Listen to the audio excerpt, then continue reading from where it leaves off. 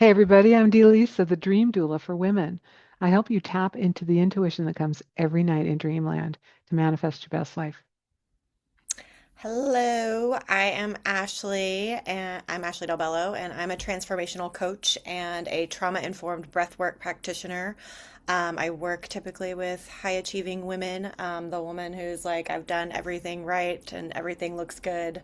So why do I still feel so exhausted and disconnected and quietly unfulfilled. And I help them guide them back to themselves in whatever way that looks like, with a little bit of practical things, a little bit of soulful things, a little bit of mindset and nervous system regulation.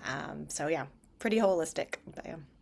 That sounds cool. And I was just talking with someone yesterday about breath work. She is a Feldenkrais practitioner, so she teaches that style of That body time. work, Yeah. and she does hands-on body work on people. And she said she went to a breath work session with a young person in Ojai, and she said it was so cathartic. She was just like weeping. And she said, I really needed it. And I said, what? And then she said, but the woman next to me was having a more intense time. And Mhm. so tell us a little bit for people who don't really know what breath work is. You guide people in breathing, and also there's a meditation part involved. Yeah. Yeah. Yeah. Yeah. So, I mean, there's lots of different types of breath work, and depending on how you're trained and all of that, it could be there's a lot of different types. The type of breath work that I do is more of a meditative breath work. But that doesn't mean there isn't still the transformation happening and some intensity with it as well. Um, but with breath work, it's really, I mean, we all know how to breathe, which is great, so you can't mess it up. Um, and it's really just intentional, being intentional about your breath. And with breath work, there's usually the person who's guiding you, your practitioner, will usually give you, will cue you throughout with some type of specific breath pattern. And there's a lot of different breath patterns. I mean, some of it, even something like box breathing, the like 1, 2, 3, 4, hold, 4, 2, 3, 1, that kind of, that's a specific type of breath work, or a specific type of breath pattern. Um, but I work with a couple of different breath work patterns and what I guide people through. And the breath work can be anywhere from like a couple of minutes to 2 hours, right? I usually work in the like 30 to 60-minute range. Sometimes we'll do less, sometimes more. And we go on a journey, right? Like, so it's intentional breathing with us settling into a little bit. I use music with mine because music's a big part of the journey that we go on. But the first, several minutes will just be you connecting with yourself, settling in, trying to let go of whatever to-do list you have in your mind. Not always possible, and that's okay. But the good thing about the breath, when you start something more of the active breath pattern, um, it takes your mind off. It gives your mind something to do. So that's like for people who can't meditate, or have trouble meditating, breath work is a good alternative, or can be, Hmm. because you're focused on like, okay, I'm supposed to be doing this breath pattern, right? Like one is just in through your nose, out through your mouth, or some of the more involved ones are like a three-part breath where it's all through your mouth and it looks something like this. So you're breathing into your Mm. belly, into your chest, and out. And so for that active breath pattern portion of the 30 to 60 minutes, whatever it is, you're usually doing that for 10 or so minutes, and then you'll come back down. It all depends on the length of the session, but it's a journey. Like, you're settling in, you're getting comfortable, connecting with yourself. Then we'll go on a journey with the active breath pattern, whatever that is. It may be a couple of them, and then you'll come back to yourself. But um, through that journey, through slowing down, through reconnecting with yourself and your body, a lot of different things may come up. So your experience may be completely different. That's why, like, one woman, it can be an emotional release. So the woman you talked about, like the crying and all of that, like something was just under the surface, and when we Yeah. slow down, it just needed to come up, and that's why that's great. And then others can have like this super creative, like high, I was like flying in the wind and or in the sky like experience, or joy or giggling, right? Like it's just I think it's cool anytime I facilitate or participate in a breathwork session. I'm like, I don't let what's gonna come up, we'll see, right? Like it's pretty cool. Um, it can be a pretty cool part of your healing and transformation, or just to get some connection with yourself or some energy. So How did you first hear about breath work? How did you get started in it?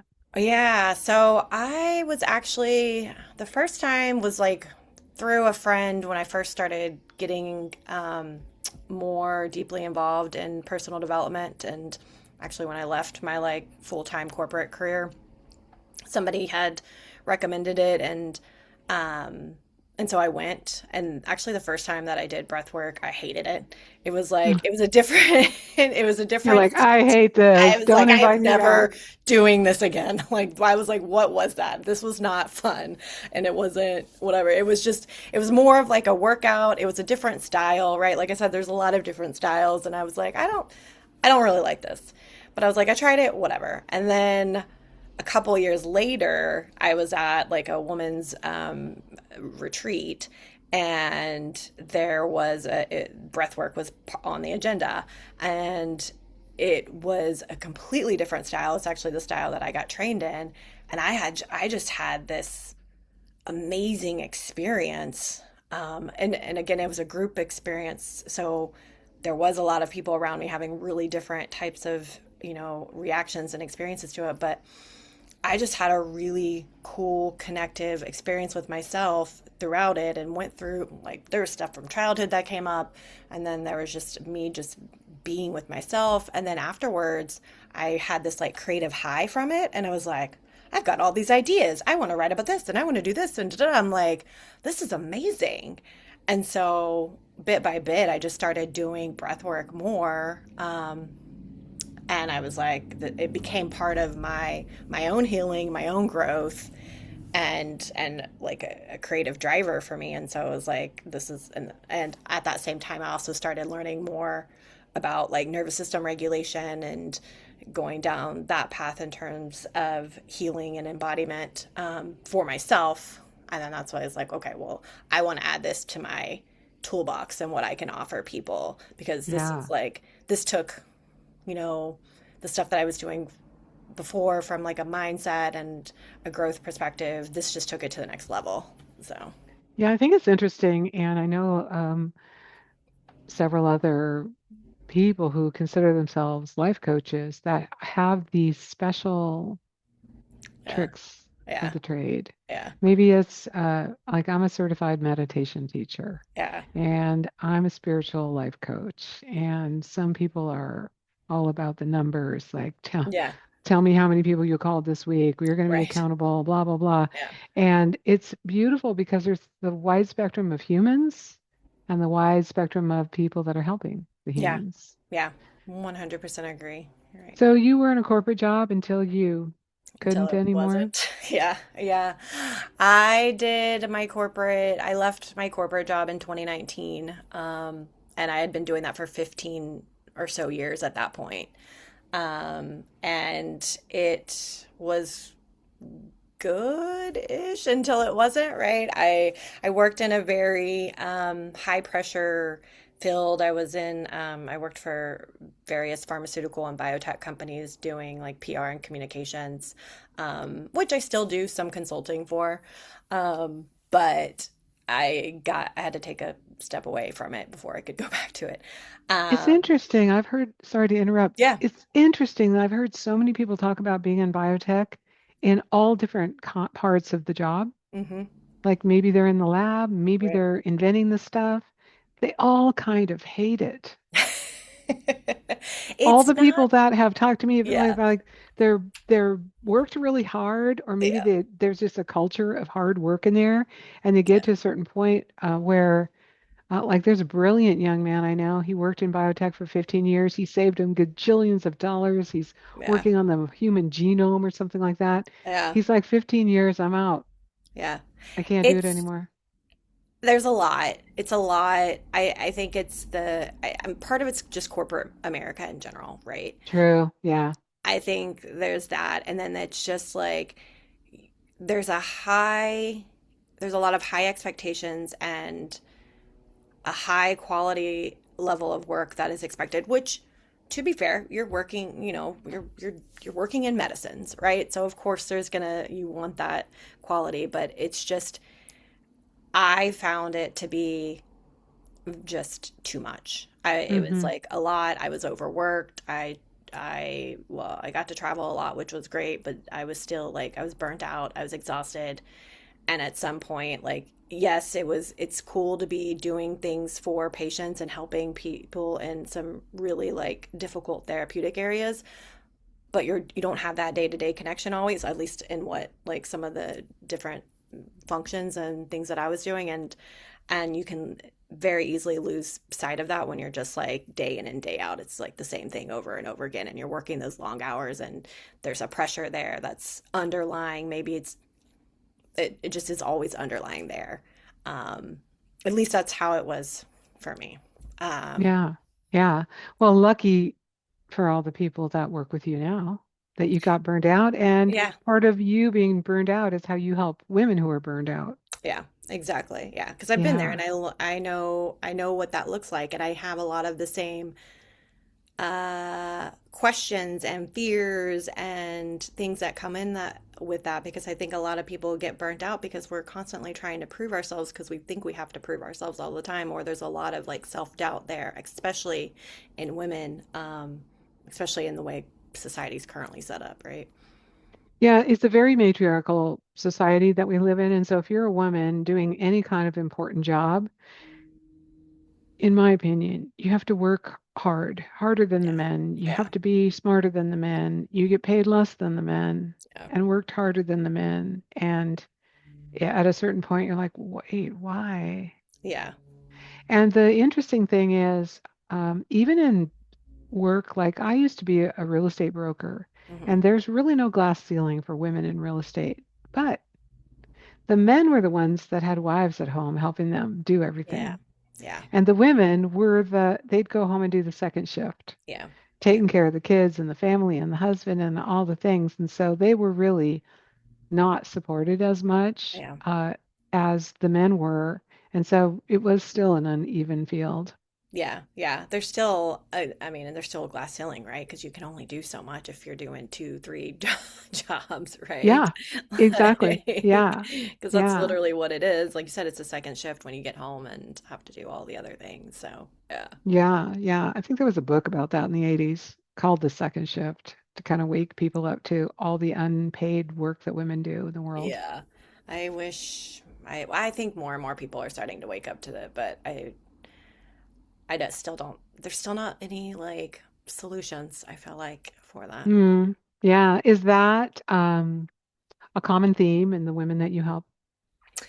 Yeah, the like, well, the high achiever success, and then they also are doing everything at home, Yeah, while they yeah. can't turn off their brain about whatever happened at work that day or whatever Right. they And have to then, do. oh, I got to just go check this one more email and do this Uh-huh. one thing, and then before I While come to putting the bed. kids to bed and all, right? Yeah, Like, yeah, I yeah, mean, and some of them do have supportive husbands, but I still think there's still that like very it's still, and whether it's it's whether it's on both sides or one side, there's still that like the women still take over a lot of that stuff and manage a lot of the household things. yeah, um yeah, yeah. It's so interesting to yeah. me. Now, I see on your website, which may or may not be true because you know about websites sometimes. Yeah. Like I've got, are there dead links on my website? Sure. Yeah. Yeah. That you also do retreats. Tell me more Well, about that. yeah, so I do. Well, I haven't done my own retreat yet, but it is in Okay. the work. Oh, But all right. I've facilitated and co-hosted some retreats and some different things. But you're probably responding to like the transformational travel Oh, yeah, yeah, portion yeah. of it. That That, must yeah, be it. yeah. So travel was a big catalyst for a lot of my own changes. And I love travel, especially international travel. Um I think once we get out of our day-to-day routine, we see ourselves a little bit differently. We see the world a little bit differently. Yeah. We maybe act a little bit more differently. Maybe like, you know, when we're put in different situations, and for myself, it just opened up a lot of different perspectives. I started My first international trip was when I was still in college. I got the opportunity to do like a internship abroad one summer in the Dominican Republic, and that was my one. I naive little girl who grew up in Texas did not realize there was still like third world countries at that point, and this was Oh, I remember the first time I went to Mexico. uh, I I came back so ashamed that mhm. I spent $300 on a silk shirt because I realized that that would feed like a family Yeah, for many months. a long time. Yeah, And yeah, I was like, I don't even like this shirt.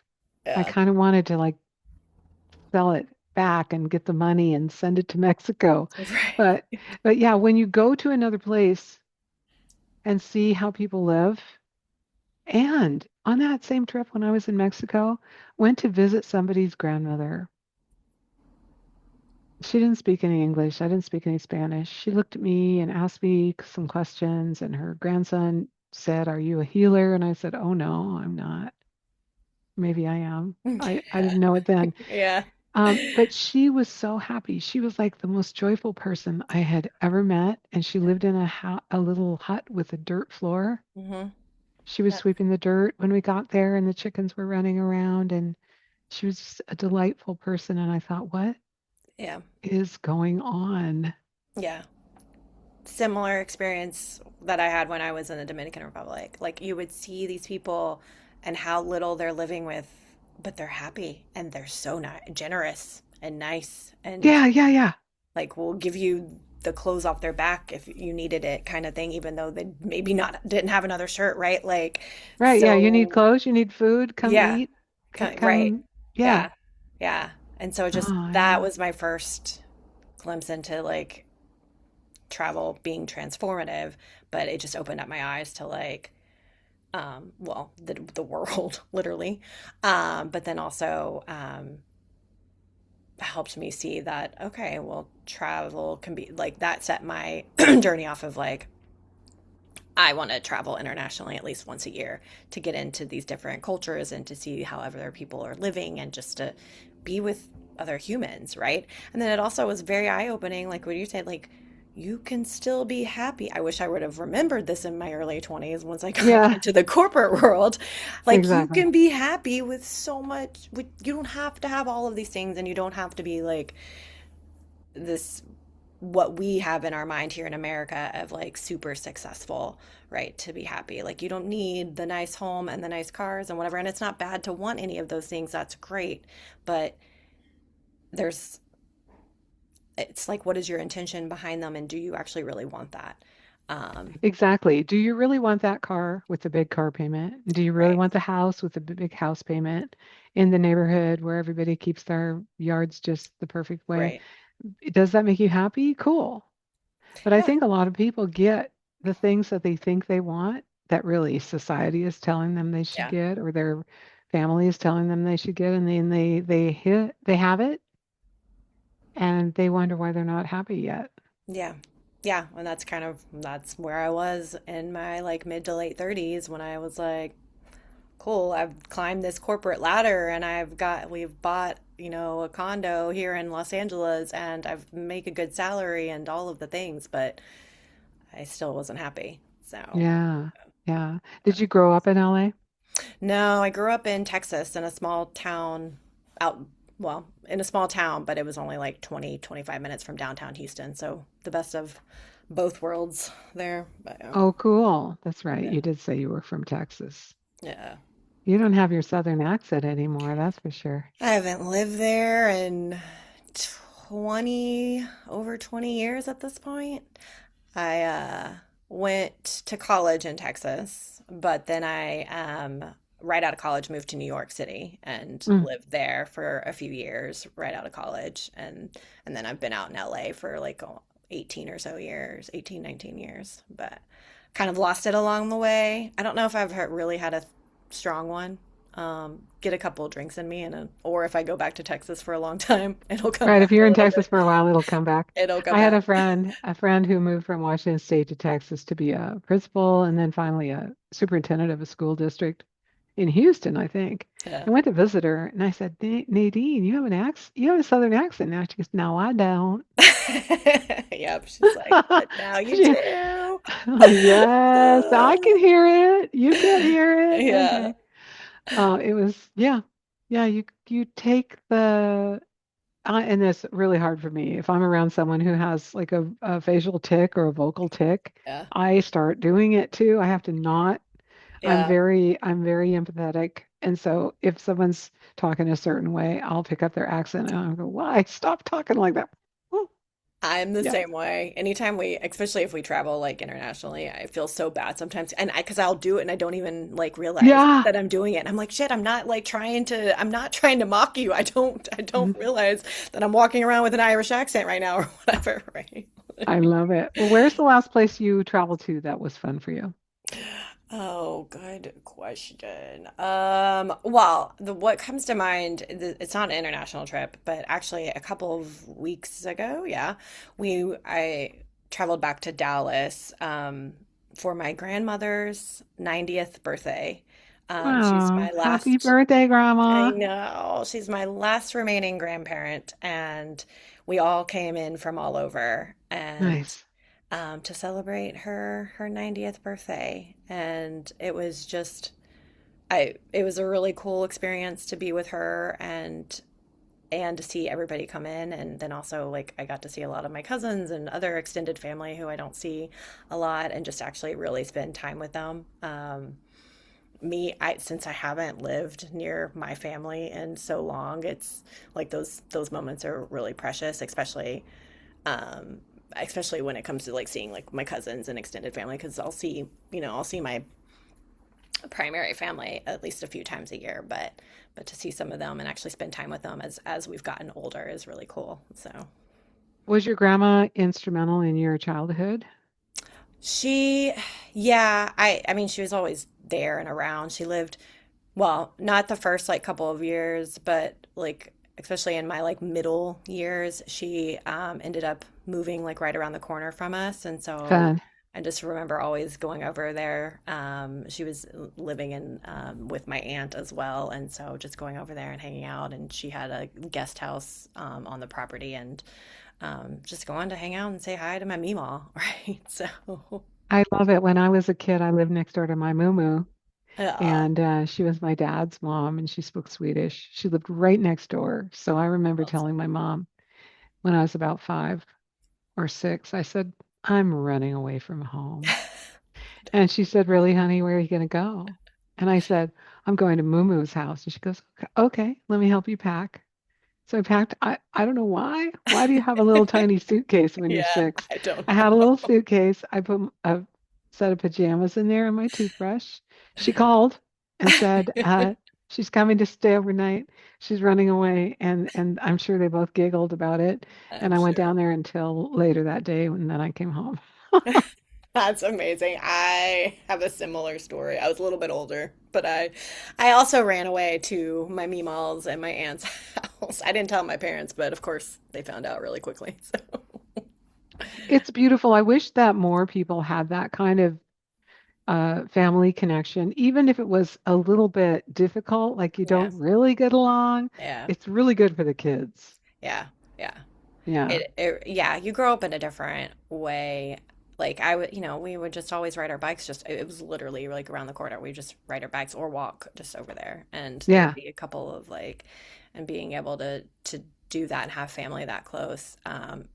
I feel very fortunate, and yeah, and we had, every family has its issues, but for the most part, my family was very loving and or is all very loving and in good relationships with each other. So yeah, That's so cool. yeah. That's so cool. So I think I interrupted you with the grandma story, but you were In Ireland, Dublin, where? We were in Ireland. That was 10, oh, it'll be 10 years ago this summer because we went Mm, in 2016. Yeah. Um, yeah, that was actually the first time I took my husband on his first international trip, which was a lot of fun and interesting. But that trip was instrumental for him and for our relationship because I was like, I love international travel, and he was like, I just don't get it. Why do you always want to like run away from whatever? And I'm like, I'm not running away. I'm experiencing life, and like, let's go on a trip and let me show you, like, what travel can be like. And because he didn't grow up with a lot of that, um, and so that was a really cool trip to be able to take him on his first international trip, and then he was hooked. he was hooked. Yeah, yes. Oh, I love it. He would come with me. Like I said, I like to go at least once a year, to get outside of the country. But so he's been hooked ever since. And Nice. Nice. there was one trip though that was super catalyst and like jump starting me leaving the corporate world and starting and reimagining my life basically. And that was a couple years after that Ireland trip. We went to Tuscany, and um and this is what I mean like when I'm talking about like how transformational and how they travel can be and how much of a catalyst it can be is we were staying in a small town in Tuscany. It was our first like day there, and we're just like, let's go out and explore the small town. And it's the middle of the week. I think it was like a Wednesday or a Thursday, and it was also like the middle of the afternoon. And we're walking around the small town, and everything's closed, and it's dead. And I'm like, You're like, what's going what's on? going Are we in on? a science fiction Where, yeah, I'm movie? like, are we on like, yeah, one of those ones where they're like watching you, whatever. But I'm like, this is weird. And then I was like, oh, I was like, they're on like the siesta time of the day. It's the time that they go take a break and rest and eat lunch and spend time with their family and whatever. And because I had traveled a lot internationally by the time, I knew like of that concept, but to actually see and see it in person, just something for me clicked. And staying in this small Tuscan town of like, oh, life is supposed to be more like this. It is not supposed to be work, Oh, work, work all the time. yes. Yes. Yes. And I think that in many different countries in Europe have outlawed needing to look at your email after work hours. Uh-huh. Yeah, I think France started it maybe, but like there's like you're not allowed to send emails or respond to emails after like 6, I think. It's illegal. Yeah. Yeah, I like love legit that. law. Like It's yeah. like, no, no. Yeah. I have relatives in Finland, and they also, who was it? Someone told me recently they went to the doctor, maybe in Finland, Hmm. and or maybe even in Germany, and the anesthesiologist was just making small talk and said, "So where are you going on vacation this year?" I'm like, that is such a weird That is, question to yeah. ask a U.S. citizen. It's Citizen. like Yeah. vacation. Yeah. We We're don't like, get we don't really vacation. know what that is. But I think that my relatives in Finland just expect 6 to 8 weeks off paid, Hmm. a Yeah. year off paid if you just had a kid. Right. Which I think is amazing. And why don't we have some of those things here? Yeah, yeah. My sister is in Finland right now, and she sent me an article in the newspaper. Someone was incensed that they went to the hospital, had a baby, Hmm. and they were well cared for, but they got a bill, and the bill was $600, and that was too much. And that was too much in Finland. Or, Yes, yeah. Yeah. yes. Yeah. Do you know? And That it would that have been like thousands. 50,000 here. Yeah. Yeah. You know, Yeah. well, I don't know if it's 50,000, but it was It's 10,000 30 not years ago. not 600. And I that know, 600. I'm like, yeah, you're like, sign great. me If I up. can get any medical anything for 600, Um, we're like, so yeah, that's the other thing I think that people find when they go traveling other places. Not only is there a different language or maybe a yeah. different accent, there's more interesting food than we normally eat. And there's the customs, like you taking a vacation, it's summertime. I went to New Zealand once in December, and everything was closed there Yeah. because they were on their summer Oh, they're on. vacation. It's summer there. Yeah. Summertime, they're like on vacation. I'm like, Yeah. Wait, it's December. Oh yeah, I guess Yeah. it is summertime. Yeah. But shops were closed, whole towns were just like nothing's happening. Yeah. Which it's to see that and to see like, oh, hey, other societies, other countries, other cultures are able to do this. It's like, okay, then why can't we? And I think it also spurs the like, well, what else could be possible? Not even just from a collective perspective, but even from your own individual perspective. Like Yes, there's because if that's possible for them, it's possible for me. yeah, And exactly. if that's possible for them, what else is possible for me that I haven't even considered? Yeah. And don't you think that's maybe even the biggest thing that happens when you're coaching someone is that they're telling you their paradigm. I have to do this because this is all blah blah blah blah, and Yeah. it's a lie. And then when they open up their eyes to the fact that they don't have to do the thing they're telling themselves they have to do, that is just something they think is true because they thought it so much Yeah. that they're like Yeah. mind blown, Yeah. mind blown. That's to me that is that awareness and seeing that there's more than one way or a bajillion ways, or they don't have to do what they've been doing the same way for whatever Yes. reason, is the biggest shift. And it's so fun to see that in like in my clients or in people that I'm talking to, because I think that's Yeah. that's the like thing that just sets off a whole chain of events from there, right? I think it's also where it's like they take a turn in the road and there's no going back. Yeah, They can't unsee what they just saw. exactly. Yeah. They can go back, they can try to slip back, but they Yeah. can't do it. Yeah, exactly. It's yeah, there's no one seeing it then. And there's a whole journey once you've woken up to that and see have that awareness. There's a whole like and it's not a linear journey and it's up and down and back and all around. Yeah. But um but yeah, you don't unsee it once you really see that. So, Yeah, that is so profoundly true. yeah. Well, what do you like to do when you're not working, coaching people, or traveling? Well, I was gonna say traveling's a big part of it. Reading. I love Do you read books on paper? yes. I checked Okay. them out for my library. I love that. I love to read books, and then often people will say to me, "Well, I have the Kindle version." I'm like, I don't like, or I have the Audible version. I'm like, Yeah. I want the book, and I want it to be pretty fresh. So sometimes library books are too Yeah, they can grimy for be, me. but yeah, they can But be. I It want, I depends. want to feel the paper. I want to Yeah, hold it in my hand. yeah.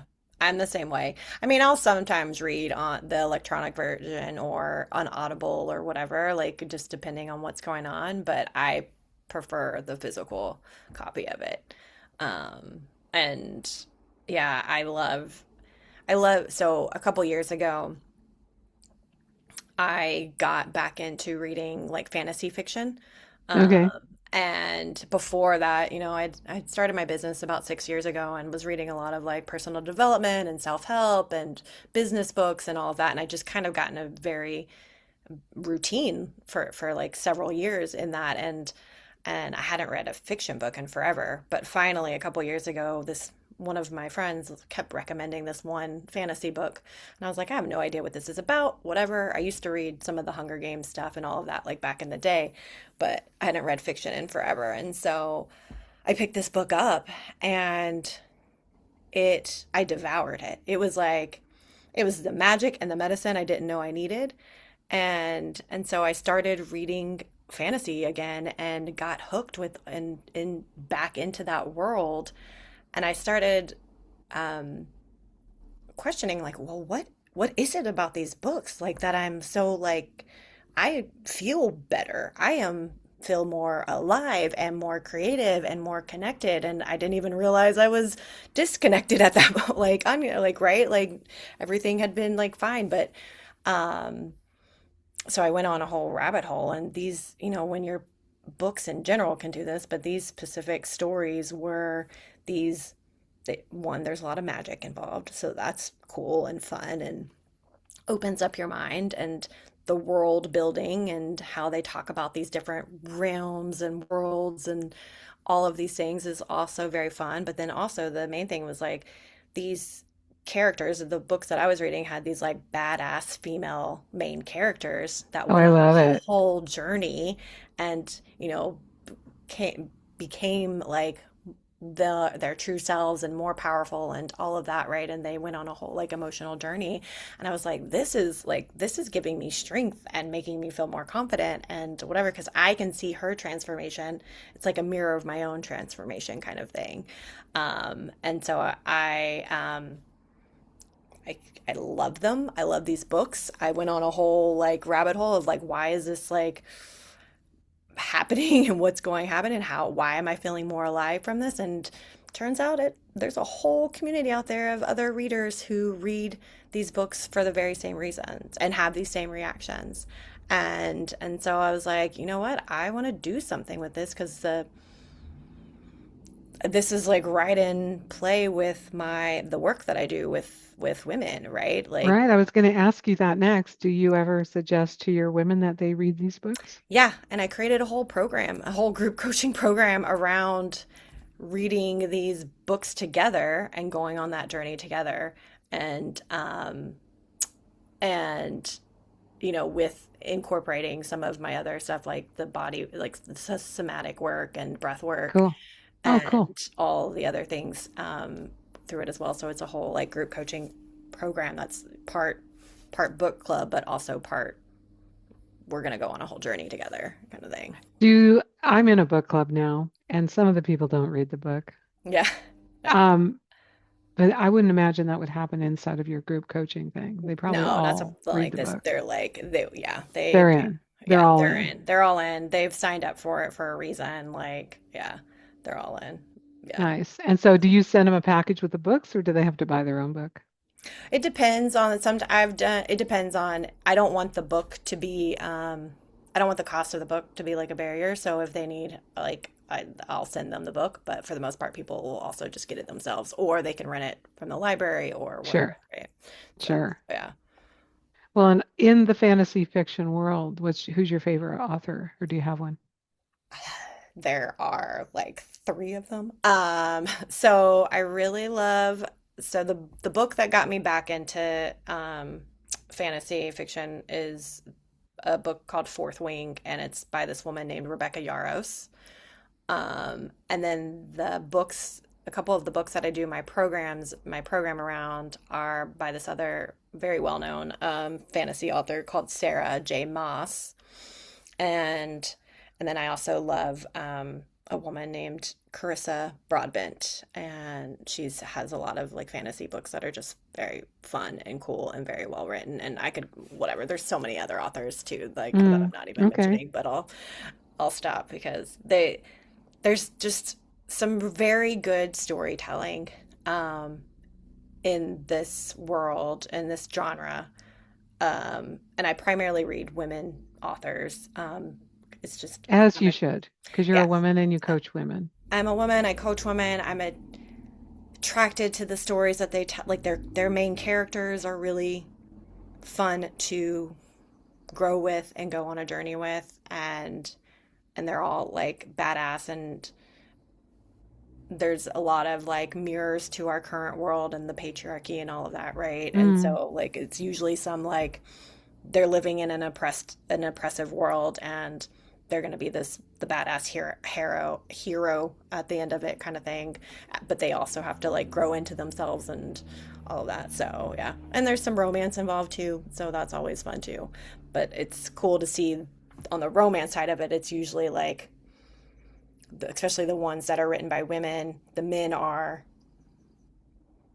they're like the good men, right, that they fall in love oh, with. right. Yeah. Yeah. They're like the ones who are asking for like checking for consent and standing with them and behind them and supportive and all of that. So it's like it's a cool I just yeah. So I primarily read women authors, but yeah.